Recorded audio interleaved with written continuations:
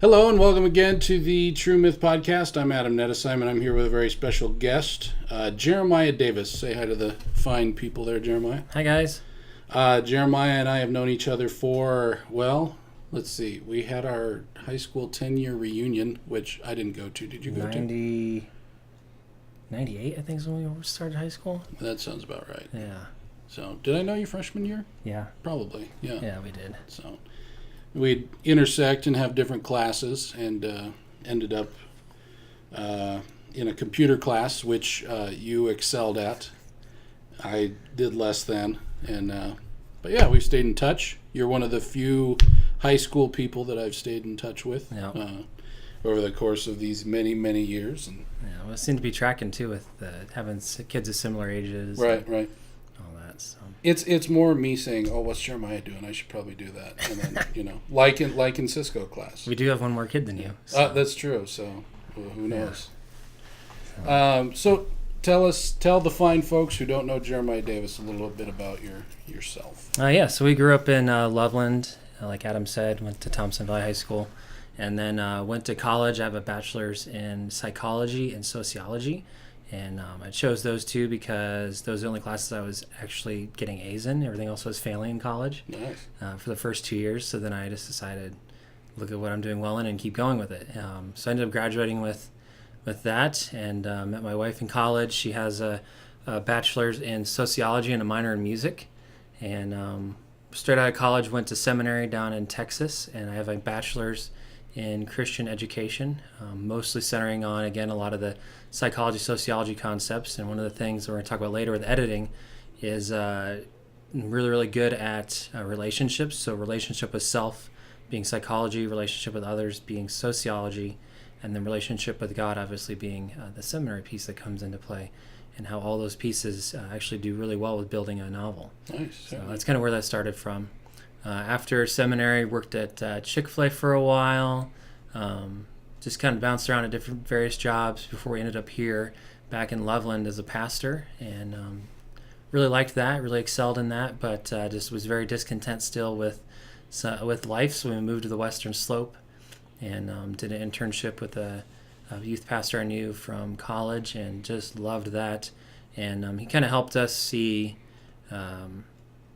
how to move forward, how to get out of roadblocks, how to move forward in your life and make it something that you enjoy instead of just do. And so now we're back in Loveland again, and we've started a couple of businesses. I think this is actually, my editing company is the third or fourth business in the last 5 years we've started. My wife is a piano teacher. She does Young Living essential oils, and then she does proofreading for the company. And then I had a coral business for a while with saltwater reef aquariums where I grew coral and sold them. I currently do windows, where I do window cleaning. I have a company I started for that in Fort Collins and Loveland, and then we did the editing company, Vanguard Publishing House, just last month, and that's been going really well. Nice. So. Yeah, editing is a fascinating field, and I wanted you in here, one, because we're friends and we could probably just talk about anything dumb. But editing in terms of just the art of it and editing in terms of life. And would you say that editing is best when you get it all out there and then pare down? It's going to really depend on the person. A lot of editors, especially if they're proofreaders, me and my wife were talking about this just before we came over here, how with proofreading there's set rules. So you can look at a sentence and you can look at the rules and you can edit it. And it's fairly easy because there's rules for that. With developmental editing, which is what I'm really good at, there's more just this gut feeling. Because there aren't really any rules. You have to look at a character and kind of see the character for who that character is and look at all angles of that character.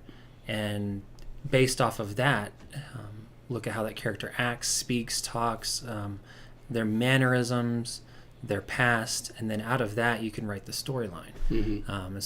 Yesterday I was working with an author, and she had a character she got stuck on, and she really wanted to make the character do something, but the character wasn't, because it wasn't properly motivated. So we had to go back into the character's backstory, had to look at all sorts of different angles, and we ended up changing quite a bit on the character to make her do this one thing in the story. But that was all, and none of that the readers will ever see. You won't ever see that backstory in it, but you sense it when you're reading it. And so you have to have that there as an author to know that they're going to speak with their hands, they're going to be the wallflower, and then why. And then out of that, you can move forward with them. Mm-hmm. So editing is much more than just, you misspelled that word, or that's Yeah. improper grammar. Yeah, there's there's 3 different kinds of editing. There's developmental, content, and then proofreading. Developmental is the big picture, kind of looking at story arcs, character motivations, that type of thing. Line editing is going to be go line by line through the story and looking at grammar and things like that. And then proofreading is the final one you do when you're done with all your revisions. You're not going to do any more revisions after this point. You do your proofread to make sure everything is perfect. Want to make sure there's no misspelled words, everything's in where it should be. And at that point, you aren't going to be moving chunks of text around. You aren't going to be adding or taking away big blocks of text like you would with developmental editing. One of the authors we're working with, they submitted a manuscript that was 175,000 words. And that's a huge, huge manuscript to have to proofread. So we did developmental, and we cut out a whole bunch just to be able to chop it down to about 80,000 words. Wow. So, yeah. So, okay. Can you turn it off? Like when you're reading just for fun, are you able to turn it off? Or... No. Okay. No, it actually, we were talking about that yesterday, because when we watch movies, if it's just the kids watching a movie, I'll turn the commentary on in the background as the script on the screen, so the kids are watching it, and I'm reading about how the editors and producers made the movie. Right. And that's just I like that. It's really interesting. We were doing that with Finding Dory last week. My kids were watching it and found some really good stuff about Finding Dory from the producers when they're talking about it. How they there's a couple of scenes in there that are very unconventional scenes that normally they wouldn't do, but they wanted to try them, and so they built the story of Finding Dory to kind of give the audience of the sense of you're in good hands throughout the whole movie. In the filmmakers' good hands, or just like in life? In general. Yeah, okay. In general, while you're watching the movie, you know that you're in good hands. The movie's going to be okay. Dory's going to figure it out. Like it's in good hands. You can trust us as the producers to be able to do what we're doing well. Okay. And there's 2 scenes that they're talking about that in there. It was just really interesting. A lot of the things they were talking in there about how they made the movie, and just tried some different things with it. Do you think good stories have those multi-layers to it? Yes. Yeah. I mean, that's life. Yeah. Everybody's multiple layers. So. Right. We're seeing a lot of stories now. Especially next year, there's going to be some really good fantasy authors coming out with some books, but they have lots of characters that aren't necessarily the protagonist or the antagonist. They're both. Like we have this good side and our bad side in us. Yeah. And everybody. And so you're starting to see a lot of characters that start writing that way, where they have a good side and a bad side. And, so yeah, there's a lot of that going on now. The one that comes to mind off the top of my head, though, is George Martin with the Game of Thrones. He's got, I think it's 7 point of views in his storyline when you read the books. And that's not new, but you're seeing a lot of authors do that, where we're looking at multiple different characters with multiple different motivations and arcs and things like that. And I'm seeing a lot of authors do that now, where then it's not just one protagonist and one antagonist, it's multiple different things going on in the books. But isn't he kind of dragging his feet on that last book? Is it the last book, or is it just the second next to last? Oh, okay. Yeah, he's almost done with it. He had an interview I was reading from Writer's Digest, talking about how he started in 1970 with the first book, published it in 1971, if I remember right, or 1977. Sorry, and he said a lot of his readers get mad at him because, like you said, they want to see the next book. They want to be able to go in with the storyline. He's taken 10 years to write it. And he said, I really could care less. Right. What he's trying to write for is 50 years down the road. He wants to have this epic built to where they don't see that you don't care 50 years from now if it took 10 years to write that book. What you care about is the book. So he's kind of looking at he talked about Tolkien. People don't care about Tolkien's writing as for how long it took. Well, people don't care now because they're not waiting for the next book. You read the book and you care about the book. Right. Like, you read the book. And that's what he's going for. He doesn't care about the reader as much. He's writing for readers 30 years from now. Yeah. Not for readers today. When I was reading the interview, it was interesting because he said it was just a couple years when we did it, and he said he was writing for 50 years down the road. Interesting. With all of his books. So yeah, he's taken a while, and he's okay with that. Interesting. Yeah, there's a couple authors. Patrick Rothfuss is the same way. He's got 2 books, Name of the Wind and Wise Man Fear. And he's taken, I think it's 8 years now to get the 3rd book, Doors of Stone, out. And it's hopefully going to come out this year. But he's got tons of readers that are just, we want to see book 3. Right. Let's see book 3. And so you got tons of forums and all this stuff. And it's just interesting. They really, really go for anything related to the books because they really want to see it come out. Does he ever name the wind? Yeah. Is it Jeff? No, it's not Jeff. It's well, you don't have to tell the name, but is it a name that it's not like Frank? No, Okay. no, it's like a secret language. Only certain people can, only namers in the book can know the names of things. And when you know the name of something, then you can own it. Interesting.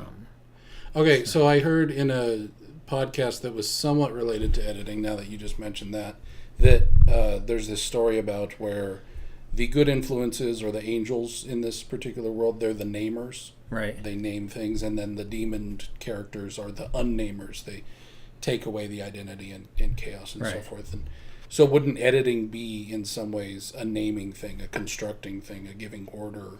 Yeah. Yeah, a lot of times. Bringing order times from chaos, kind of. Yeah, a lot of times, like one of the authors we're working with right now, she'll call me or text me about something she's stuck on. And I'll have to come in and I'll look at what she's got on the table, and we'll have all sorts of notes and stuff spread out, and I'll look at what she's working on, and then I'll help bring order to that. Just because I have an outside perspective and I'm not in it like she is. And so I can kind of take that bird's eye view of it and go, okay, you're stuck here because of this, and then we can fix it. So yeah, a lot of it is bringing order to the chaos of what the author has written. Can you edit your own work? Is it in any way possible to remove yourself enough so that you're objective enough to edit your own work, or do you need an outside perspective? That's why I have my wife. Right. Yeah, she tells me when I'm being dumb, like, you're not, this is not good. So it happened when we were making a couple of the websites we've done where I'll create it and then she'll look at it and go, no, this doesn't work. I'm sorry. So yeah, it works well having Trisha being part of the publishing group that we have with the publishing company. Right. Just because she does bring that other perspective of, okay, this doesn't work, you need to revise it. So is that kind of like in life terms, would that be the accountability that you find in church groups, kind of an outside force or an outside perspective viewing things that you may ask them to give notes on? Yeah, I think so. Yeah, she's often the one that I take things to, and what do you think about this? And she'll look at it from a different angle, and she definitely sees things differently than I do. Sure. So, yeah, it does help to have that. And a lot of the writers that we meet, they have writers groups. There's one here in Northern Colorado, the NOCO writers. They meet in Fort Collins, and they do the same thing where they'll bring things together and they're like, what do you guys think about this? What do you think about that? And then they'll kind of critique each other. And so, nice. Yeah. But at what point in the process should a writer involve an editor? Finished manuscript, or send you drafts along the way and you can kind of help shape as it goes? I often like to see just the full story. A lot of times, like with one of the authors we're working with right now, she's actually working on book 2 while we're doing book 1 together, editing it. Okay. And so even though we're editing book 1, I'm helping her with her book 2 as well. Like, these things are in book 1. Like, there's one part in the book where I was reading through, and one of the main characters mentions about not ever seeing the sorceress for a while. The sorceress had been gone for a while out of this world she created, and the author completely forgot about that line in book 1. So as we're sitting there and I'm looking through the revisions of book 1, I'm like, you need to put this in book 2, where suddenly the sorceress comes back. So that it just kind of depends. Developmental is really kind of at the beginning. So it's nice to have a first draft to go through with that, but you don't have to do developmental.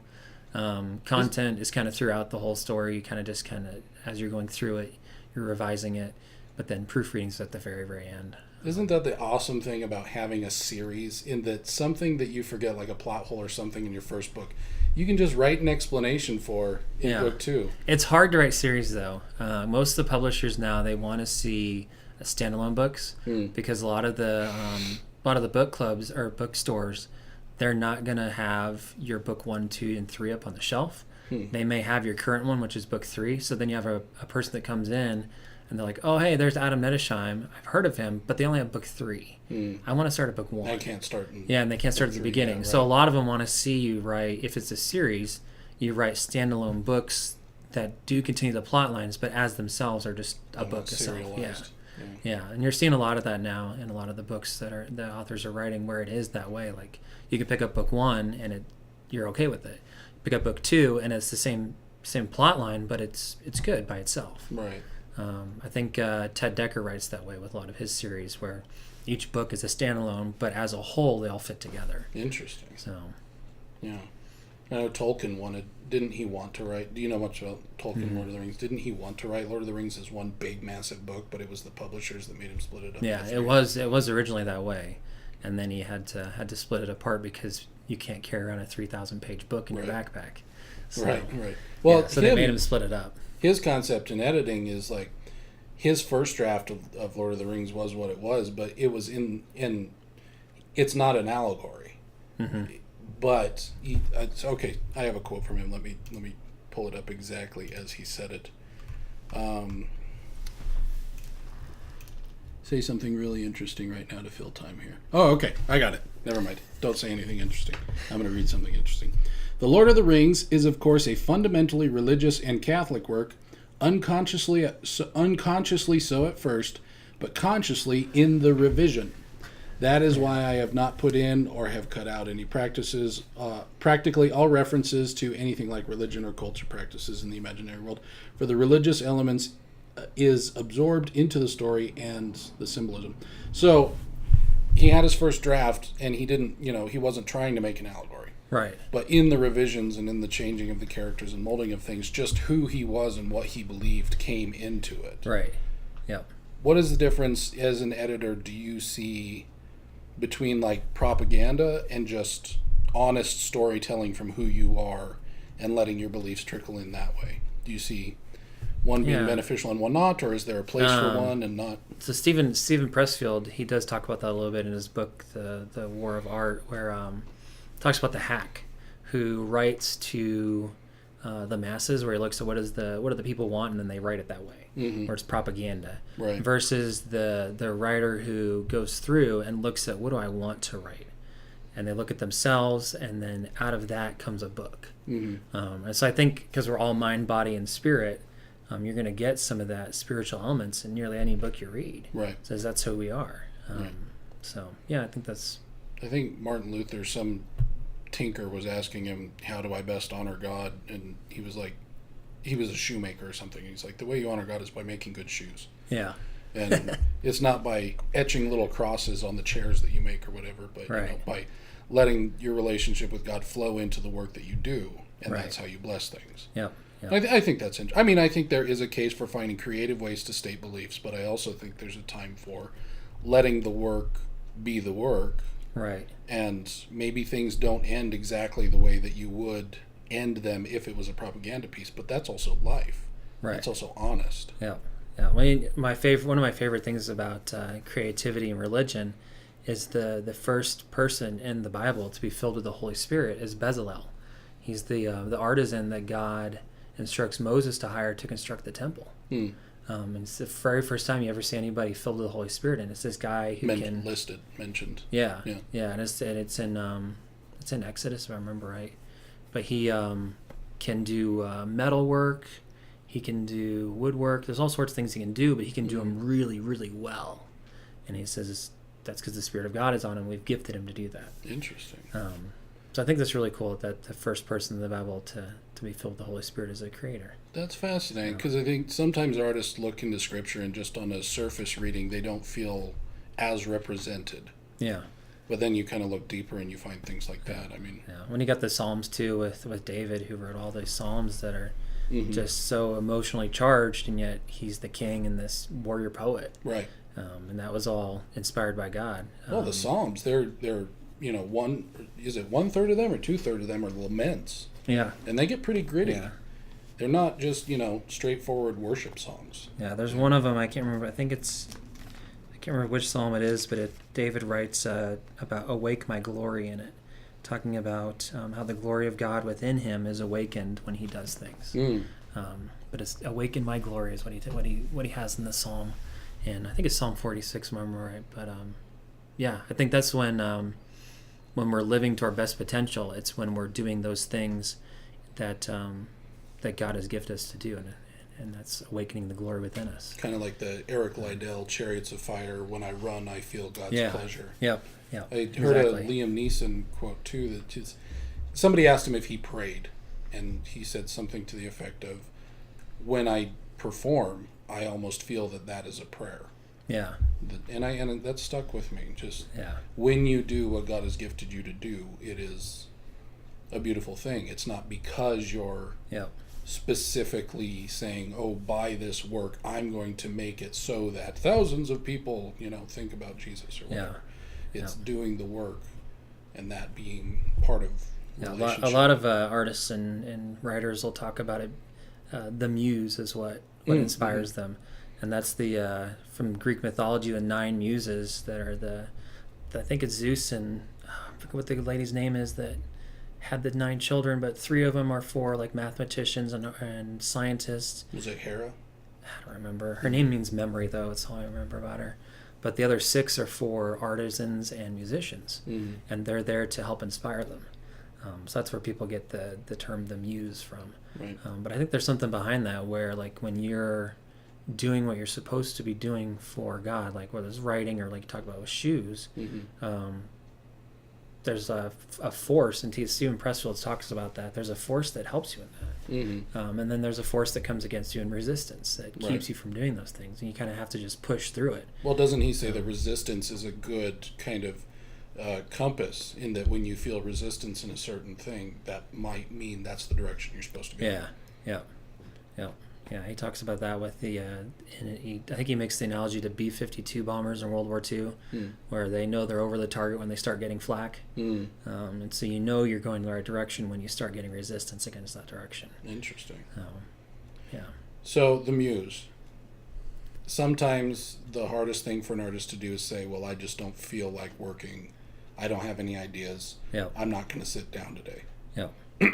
There's a comic book documentary, I think it's called Stripped, about comic strips, and I hope that's what it's about. I was gonna say, Adam, you married. Yeah, it would be Stripped about comic strips, but you might want to look into the description of it. But don't Google that. One of the comic strip authors, she says something about people talk about the muse or whatever, but you know what? When she's circling overhead and she's not landing, you need to get out a gun and you need to shoot her down and get to work. Yeah. You can't always just wait for inspiration to strike. Doesn't Stephen Pressfield say? Is he the one that says something about? Somebody asked him, "Do you wait for inspiration, or do you just sit down and work?" And he says, "Well, I wait for inspiration, but fortunately, inspiration comes at 8:00 every morning." Yes. Yeah, that's Stephen Pressfield. Yeah. There's a quote in that in the book. Both him and Ted Decker, we took a class with Ted Decker not long ago. They both talk about the daily grind and how you have to just sit down and do it. Right. And if you don't, then you're never going to do it. And I think it was in the Pressfield book, he talks about how there's a guy he knew that wrote a book, had it edited, put it in a manila envelope with the stamp postage on it, and then said, "Oh, I'm going to mail it tomorrow." And it's now sat in his desk drawer for 10 years worth of tomorrows because he just never did it. Right.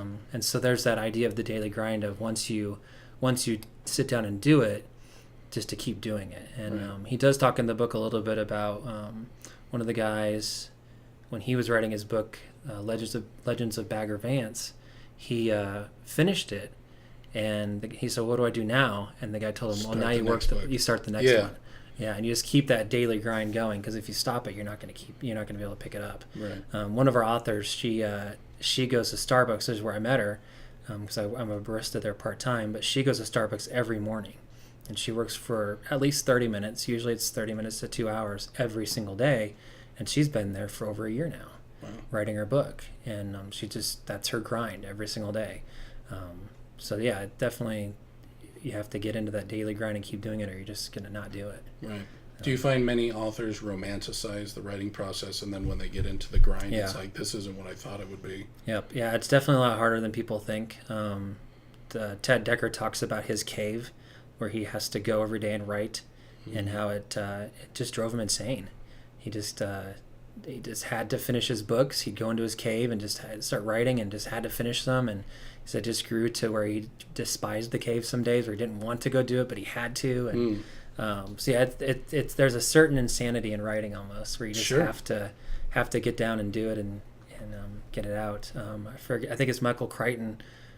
His wife was in an interview, talked about how towards the end of his books, he would be getting up earlier and earlier every morning, or it'd be like 6 a.m. and then 4 a.m. the next day, and then next week he might get up at 2 a.m. until eventually, right before he'd finish the work, he'd have to move out and go sit in a hotel room and bang out on his typewriter for 2 or 3 days straight to finish the book, and it drove his wife crazy because he just was never home. Right. But that was how he wrote. He just had to get it out.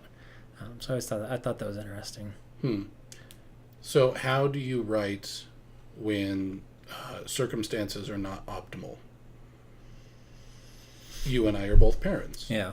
I imagine you've found some challenges doing the work since kids came along. Yeah. You kind of have to operate in the fringe hours. Like, you just make time. And I never really understood that until we had kids, but I usually get up around 3:30 or 4 o'clock every morning. Whoa. And then I'll work for 2 or 3 hours till the kids get up at 7. And then sometimes I have to go work at Starbucks, like I said, being a barista there at 7. But that's usually my fringe hours, of those early morning hours. For other people, it's at night. Sometimes it's when you can just get a couple hours away. But it's those little things. There's a guy, I forget what his name is now. He wrote a bestseller though. And they interviewed him on when he had time to write, because he was a full-time, I think he was a mechanic, and he would get up on Saturdays and he'd write for 4 hours every single Saturday for a year. That was the only time he had, so that was the only time he wrote. Right. So you kind of just have to find those hours and find those moments, even if it's just 30 minutes, to just do it. Right. Well, you talked about Martin and his he's writing for his audience 30 years down the road. Don't you have to have that mindset if you're a writer, rather than, oh well, I'm not going to finish it this year, so it's not worth doing. Yeah, I think it's more in Ted Decker, the Creative Way course we took with him. They talk a lot in there. He talks a lot about transformational fiction and how all fiction is transformational, whether it's horror, thriller, sci-fi, fantasy, and a little novella, whatever.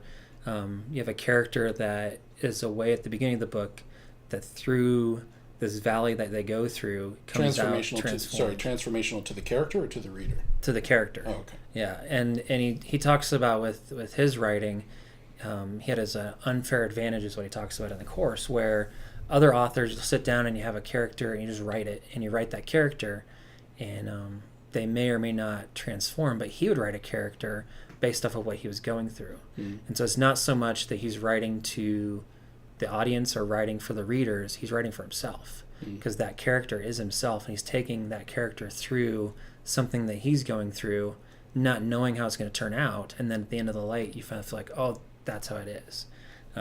One of the books, I think it was Burn, if I remember right, he got the idea to write Burn when he was on a cruise ship, and this and it caught on fire, and this lady came in front of him, and it was this big heavy set lady, and he had this thought of, well, she's not as pretty as the other lady there.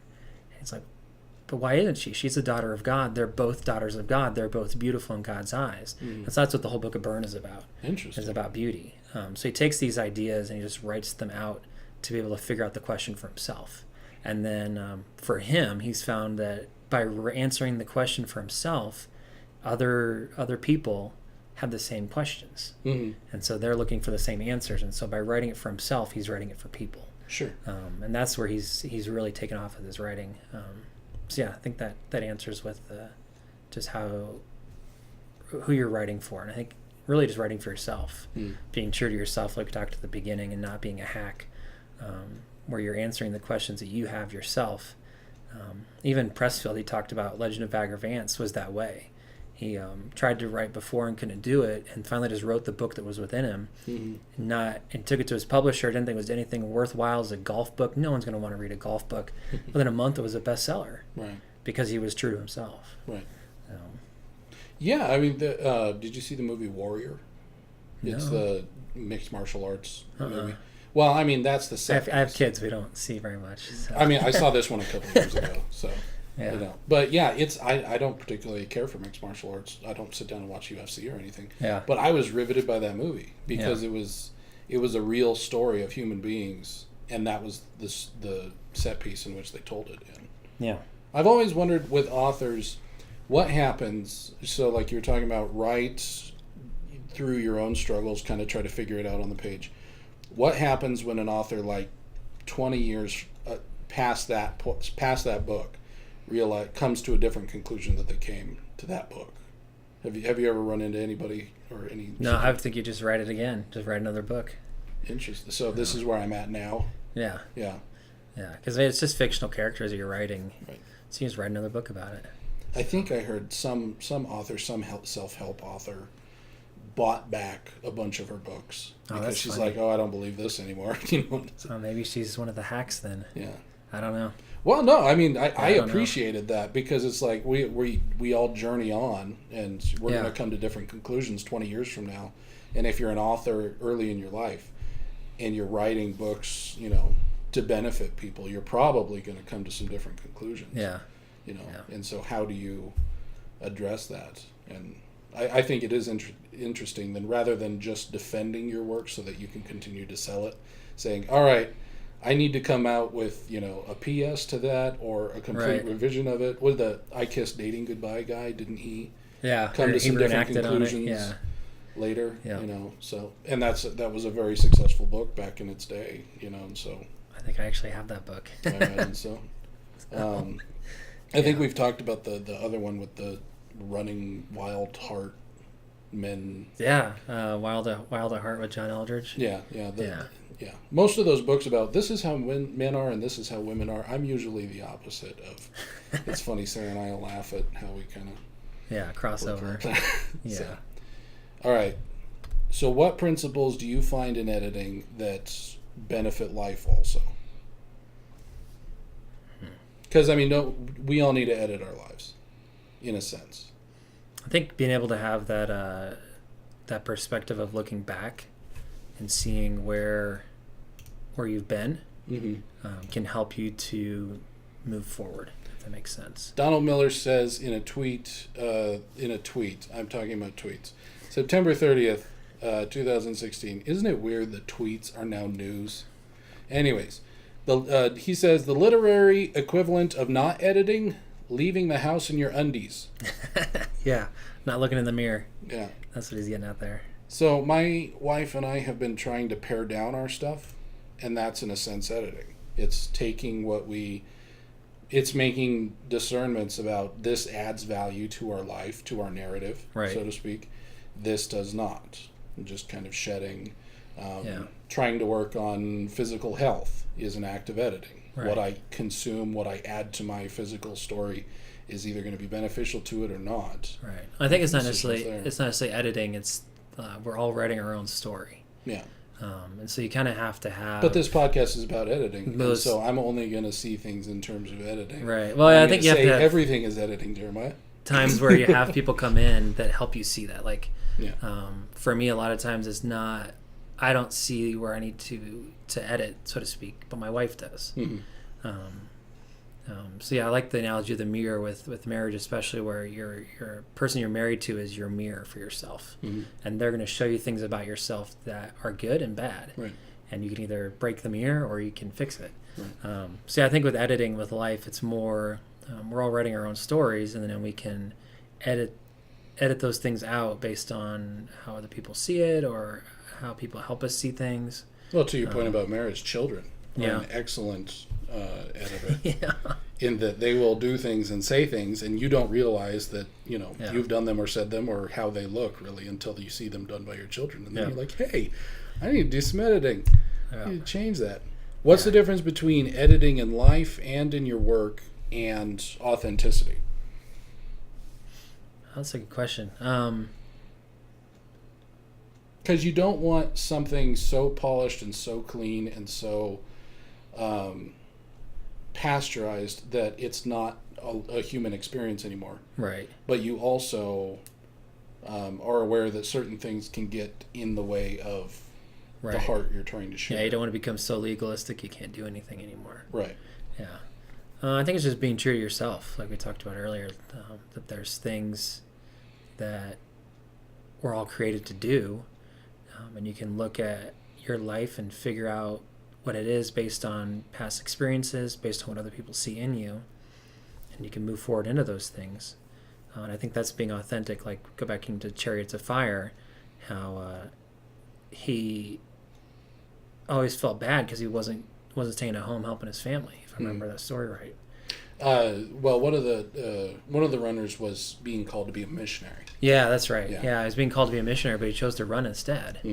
For that time, but then for later that time he being, did, yeah. he did. But He for that actually moment, that was what he wanted to do, and he was being. If he wouldn't have done those things, then he would have regretted it. I think, like for us, we made a choice to move to Kansas City, Missouri, to explore. There's a church group there we wanted to join, and we wouldn't have. We would have always regretted it if we hadn't gone there. Even though you didn't stay there. Even though we didn't stay, Yeah. But because we went there, we knew that wasn't an option. So I think there's times where you have to just kind of be true to yourself and go do things that don't make sense, because that's what the motivation is to move forward. Like we were talking about with the characters, where you have to look at proper motivation. Sometimes we get inklings to do things, and if they keep happening over and over again, then there has to be something there that's pushing into those areas. So I don't know if that makes sense, but Yeah. So, in the sense of moving forward in a story sense, I'm actually just starting this sentence hoping that the rest of it will follow. Because dead air, Jeremiah, I'm trying to edit this podcast live. And so, I'm just talking right now because a thought did not follow that thought. sure. And so I'm talking so that I won't have to edit later. And what I'm talking about is something very important that I'm sure I will get to. Dead air. Yeah, dead air. Yeah. Margins. Dead air is a verbal margin. Okay. But we're not comfortable with margins. No. And yet margins are very important when reading a book. If it was just big block text, straight across, Yeah. together, your eyes would go crazy. Film has those little black spots, Yeah. or else you don't see the film. It would Yeah. be just a big smudge. Yeah. How important are margins in writing and in life? A Sabbath would be a margin, God-ordained margin. Yeah. There's a lot of writers that talk about my work speaks for itself, and that's not necessarily true. Like, you have to put it in a genre. You have to have certain scenes that fit fantasy or fit thriller. You can't just sit down and write a thriller. Like, you have to actually, like you talked about, there's certain margins you have to fit into to be able to have it be a thriller. We're all painting on a canvas. We all Right, have yeah. boundaries to what we're Yeah, working. but you still have to work with certain colors. You still have to work with paintbrushes. You can't just, if you're going to paint, you can't draw. Like musical composition, like in the book Donald Miller, A Million Miles in a Thousand Years, that I talked to you about. Yeah. He learned a lot about editing his life because he wrote this book, which was basically a biography, and then they wanted to turn it into a movie, and they had to edit things to put up on screen.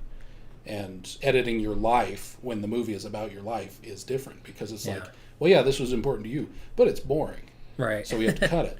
But the director tries to explain the concept of why it's important to edit even your life story. And he's like, says something to the effect of, if you walk past a jackhammer, you're not going to be humming that noise later. It's just random noise. Right. But you hum music because it's based on scales, it's based on patterns, it's based on all these different things that make it music. So in your writing, following those kind of, set things Yeah. that have been discovered helps make it music and not just noise. Yeah. Yeah. I agree. Yeah. There's definitely some, when you're writing, you don't have to fit a genre, but you do have to write in a way that makes sense to your readers. If you're going to do a thriller, there has to be this point where you are literally at a point where you're going to die from the hand of the bad guy in the book. That's one of the scenes in the thriller you have to have. If you have a romance novel, you're going to have a point where someone kisses. Like, that's a romance novel. So yeah, there are some archetypes you have to try to fit into and have margins for. So yeah. Why do we resist being defined? Why do we resist those? Because my favorite thing in the world, well, one of my favorite things in the world, is taking something absolutely absurd that Right. doesn't fit and making you care about it. Right. I don't know if you remember the movie I did in high school with the it was the love story between a man and his trombone. Yes. I love that. One of my favorite About things that. about that is that it's a stupid premise. It's a man who's in love with a trombone. And I heard people say, I teared up at the end of that thing. And that's absurd. Yeah, That's it's about a absolutely trombone. absurd. Yeah. But I love that. Yeah. But we don't like, if you say, well, your work is this, there's a part of me that's going to struggle with that.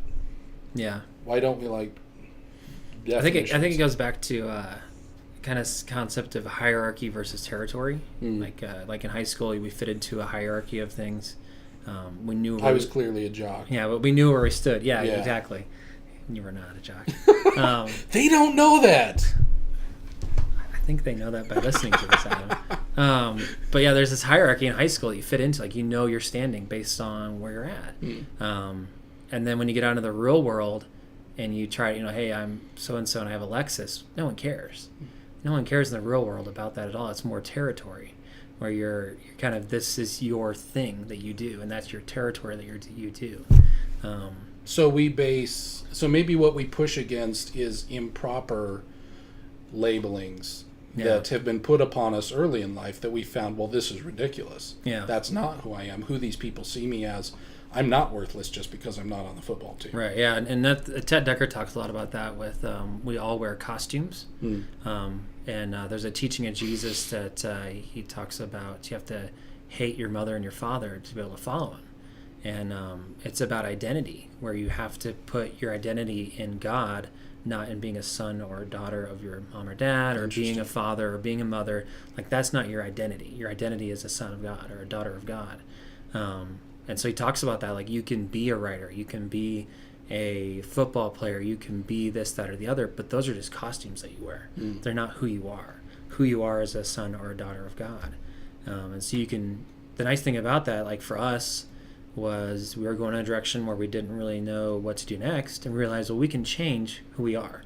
We can change the costume we're wearing, and now we can put on an editing costume, or now we can put on a window cleaning costume. We don't have to keep wearing the Starbucks barista costume, if that makes sense.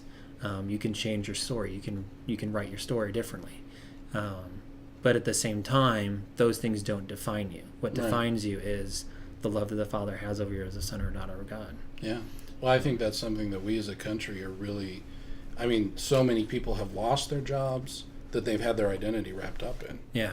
And, I don't want to say especially for men, because I think women, can get caught up in this too, but our identity is so wrapped up in what we do in a lot of ways. And to lose that almost feels like we're unmoored and our story doesn't make sense anymore. Who we are as a character doesn't make sense. And well, it gives structure to the conversation. Like, that's one of the first things they ask is, what's your name? Well, what do you do? Right. And they don't really plunge much farther than that. That's our identity. Right. That was one of the things I And I make judgments about you based on your answer to that. Yep, or how you look, or what you're wearing, all those things. That was one of the things with my own dad. Like, he delivered pizzas for Pizza Hut probably for 4 or 5 years. And I never understood why. Like, why is he doing that?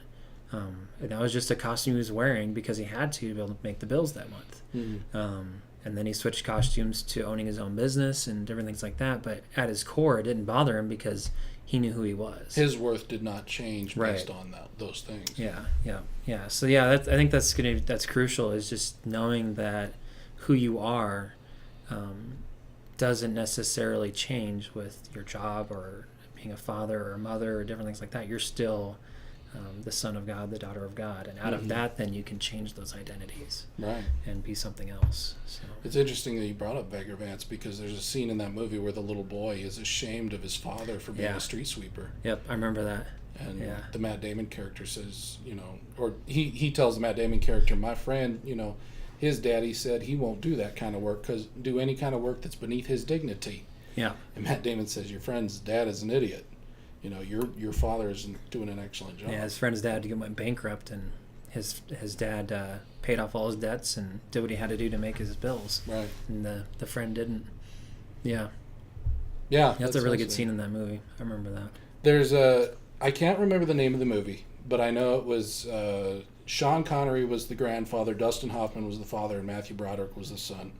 And there's a scene in that movie where Dustin Hoffman has been working like crazy to provide this life for his son, but it's taken him away, and his identity is wrapped up in it and whatever. And he's like, son, I've done all this for you. And his son said, I never asked you to. Yeah. Just the idea of we think our worth is what we do and what we can provide. Yeah. And sometimes if our kids were able to speak into that at that moment, they would say, that's not what I want from you. That's not what I need from you. Yeah. Yeah. Yeah. Speaking of scenes, though, for whatever reason, I went back to the movie from college we watched together, Meet Joe Black. Remember that one? Yeah. Brad Pitt getting hit by the car. Distinctly, that's what brings me most joy about that movie. Is Brad Pitt getting hit by that car, and then the girls we were watching it with reminding them that of the rumor that Brad Pitt in life was actually quite smelly. Yes. As they were fawning over his handsomeness. It's like, in real life, apparently he's quite smelly. Yeah. And I remember watching that scene over and over and over again. So that was really funny. So yeah. I don't think I've ever seen any other parts of that movie, though. It's funny within the context of the story. Yes. A man getting hit by a car is not funny. But it's funny in that movie. But it's because funny of just how low he has to go. So, anyway, sorry for No, that's fine. the rabbit trail. This podcast is nothing but rabbit trails. So yeah. Speaking of which, if you hear a dog breathing in the background, that's Adam's dog taking a nap behind me. So. It's actually it's my dog. He needs some editing. He had some editing. Never mind. We're not going to chase that rabbit trail. Your dog had a facial? No, it was a neutering. Oh. It was a neutering joke, which would be very inappropriate. That would be some editing. Yes. You have to edit that out later. We'll see. Okay. There's that dead space again. It's So I'm going to be comfortable with it. Okay. Well, let's let it sit. Because it's a margin. Because we need rest. Mm-hmm. We need space. People have been getting so much rich, beautiful, thought-provoking, life-changing thoughts from the two of us that they just need a margin to let it soak in. To write it down, yeah. Yeah. I'm sure you're all furiously writing down.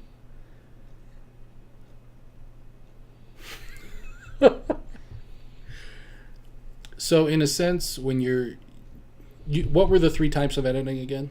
Developmental, which is also called content, line, and proofreading. So in developmental editing, you're almost, I don't know that you'd call yourself a co-author, but your hands are in the story.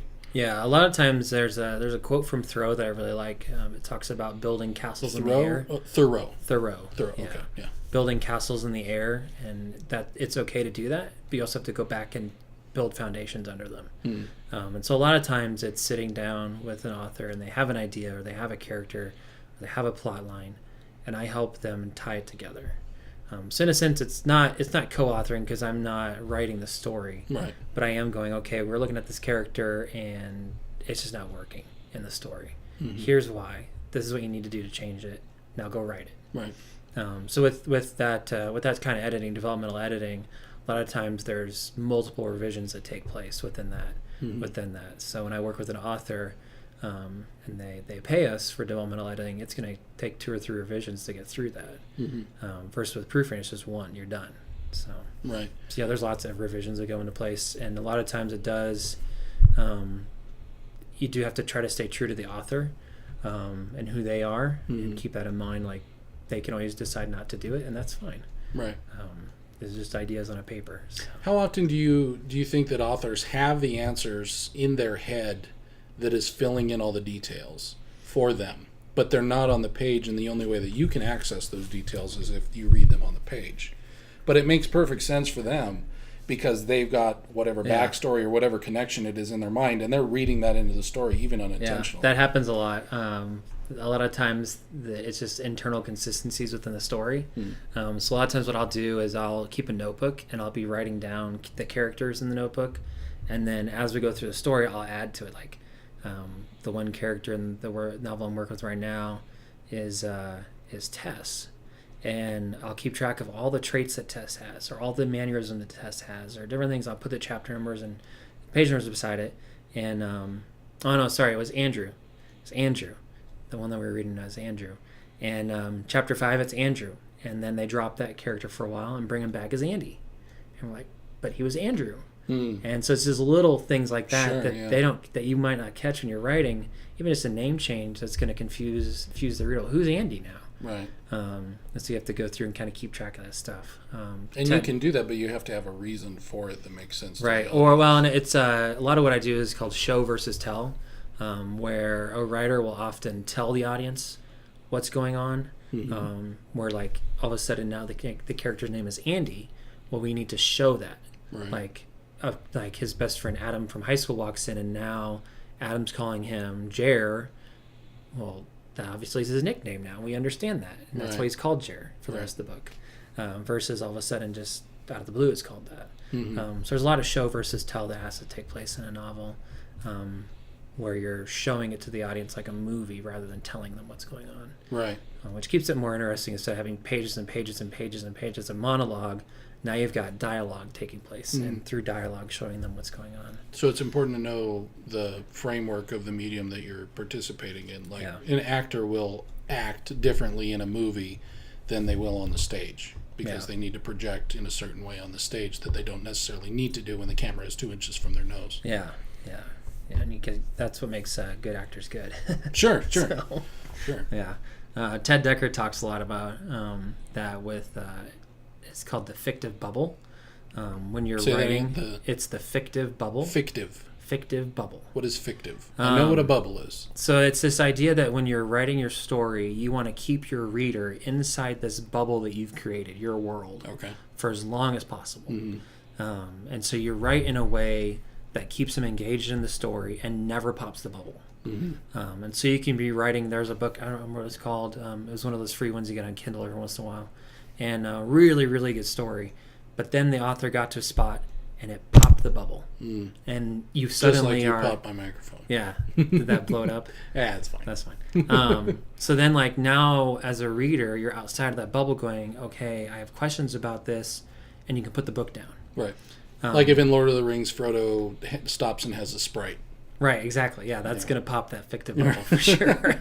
Like, what in the world just happened? And that's actually what happened to this book. The author switched from a fantasy genre to a science fiction genre in the course of a chapter. And we're like, this was fantasy for almost 700 pages, and you're going to end it with science fiction? Like, this does not make sense. So that popped the fictive bubble. So there's lots of, like, as you're building your world and looking at... all the various different aspects of that with your characters and plot lines, the motivations and everything, that all builds that bubble. But you can build that bubble where bizarre things happen. Right. Like the Slaughterhouse 5. Have you read the Kurt Vonnegut book? Yeah. That's insane how it looked. It's like science fiction mixed with World War II history mixed with personal, a life story. But he sets up the framework for that insanity so that even though you're jumping between time and space and whatever, it all makes sense within the bubble. You've constructed. Exactly, right. yeah. And it keeps the reader engaged in that bubble because they've done such a good job of world building. Right. And so that's a lot of what I end up doing with authors is I help them build the world and look at their story and say, okay, this doesn't make sense. This character all of a sudden did this. There's no motivation, or based on what's happened so far in the story, they wouldn't do that. Right. This is who your character is. So it's a lot of times just identifying those points in the story that are going to pop the fictive bubble, and then figuring out how do we fix this so that we can keep the reader engaged to where they're reading. I think it's Sean Coyle has a book called The Story Grid, and he talks about doing chapters that are potato chip length, where when you eat a potato chip, you never just eat one.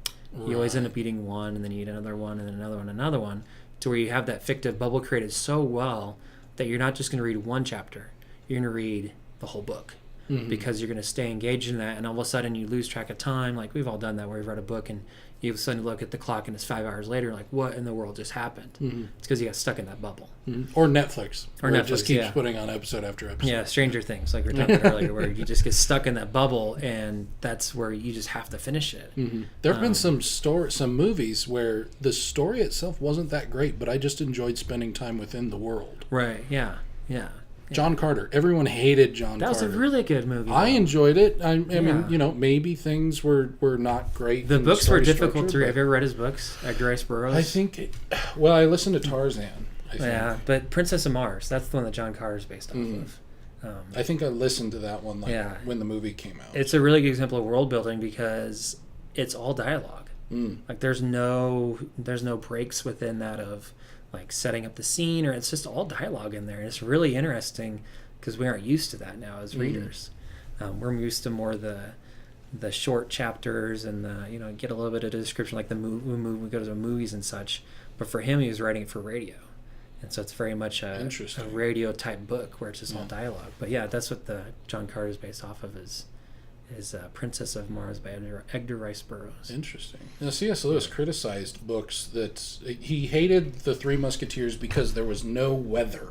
Yeah. In it. Yeah. You never were told, it was raining today on the street. And then you read something like Victor Hugo's work, and it's all weather. Like, he'll stop for a chapter and talk about architecture in Paris at that time in the middle of Hunchback for Notre Dame. Yeah. And, I had such a hard time getting through Lord of the Rings around high school time because I wasn't used to that kind of writing. That kind of writing, yeah.